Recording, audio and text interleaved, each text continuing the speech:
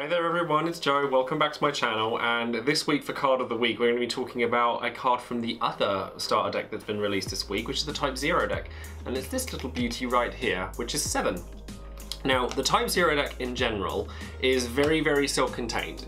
Where the Final Fantasy 9 deck has pieces that are really good kind of outside of the box, but straight away, you know, you kind of need to build up them separately. You don't really want to chuck all of them into one deck.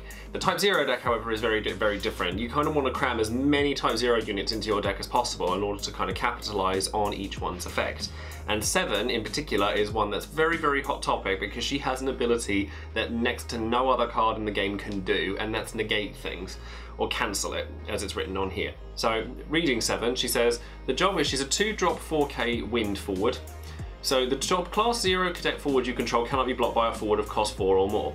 Snake Bite, which is her S ability, choose one special ability or auto ability, cancel its effects.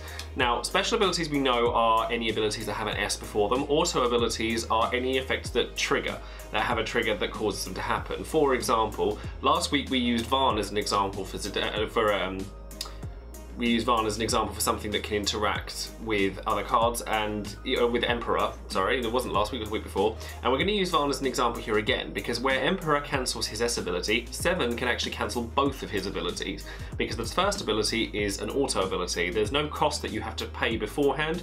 You just, when you attack with him, it triggers something. And at that point in time, 7 can drop a copy of herself and say, no, you don't get that. Now that's an effect that's actually very powerful in the game. So it's definitely something, if you're looking into more kind of control variants of decks, things like that, it's definitely something that you might want to look into.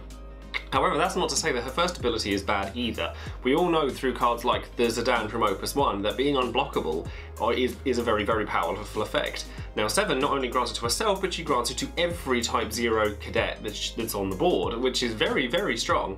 You know, when there's already other strong Type-0 forwards in the game, like 7, obviously, 8, 9, Sice, and then we have more coming out in the future in Opus 3 as well. We've already had a Sank spoiled for us, which is under fire, and she's just very good. There's a lot of good cards in this set, but I mean, we don't have the best pictures for them right now because they've not been uploaded onto the internet just yet, and I haven't been able to get hold of them, so you have to forgive the quality of a couple of the pictures that I'm showing here.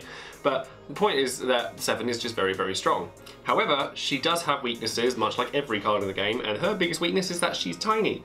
She's only 4k, and she has nothing like Zidane's ability to block anything coming at her.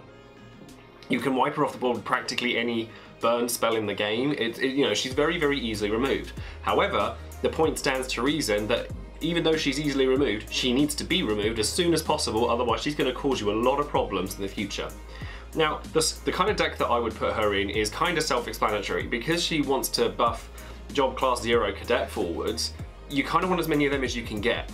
But it doesn't mean you have to run loads of them. I think that Wind has access to 7 and 8, which is really good, and Rem, which is also in the deck, to be able to return them to your hand and keep using them. So any kind of Wind deck can benefit from 7. However, I actually think that the deck going forward that's going to benefit from 7 most is actually Golbez decks. We've already seen with the starter deck that you have Sice and 7, which are 2 different forwards of different colours that you can summon with Golbez, being 2 drops. Sice being lightning as well, which is really handy because there weren't that many lightning forwards worth summoning with Golbez previously. However, in Opus 3, like I said, Sank had been spoiled and she's a fire forward, so that's 3 out of 4 straight away. So it's definitely worth looking into running Golbez decks with any of the Type-0 units. It's just a really cohesive strategy, and it's going to be very strong going forward.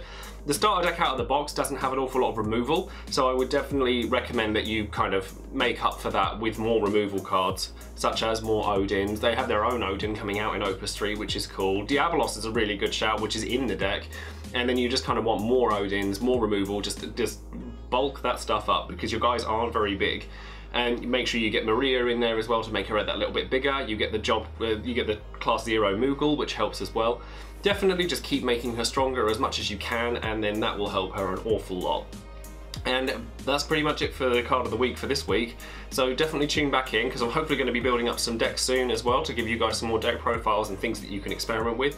Leave a comment in the comments box, because I would really like it if you guys could kind of show me what kind of decks you want to see. Whether you want to see things that are like being run commonly in tournaments, whether you want to see things that are more themed to the games that they come from, for example like a Final Fantasy 7 themed deck, because I know how to kind of theme these things without skewing the deck too far into that to make them terrible. Because unfortunately if you just run run a deck full of FF7 cards or FF Type-0 cards, it's not going to do great.